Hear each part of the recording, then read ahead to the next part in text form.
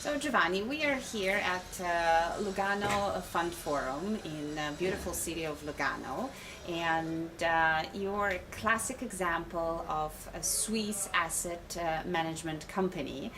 What is your opinion on commodities markets at the moment and investing in commodities markets at this particular time?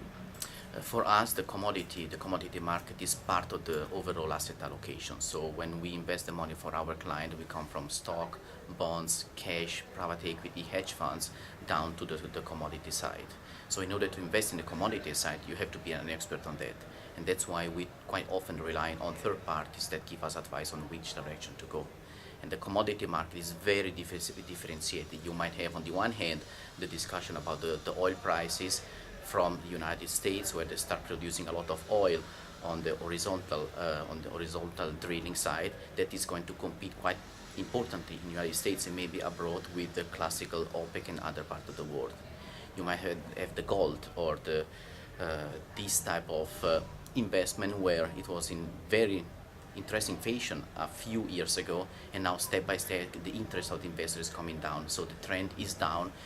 Who knows where is going to be the bottom, but in terms of appeal for the gold, it's difficult to see a trend going back to the $1,900 per ounce. So for the time being, we are staying out of the gold because it's very driven by speculations rather than some fundamental behind it.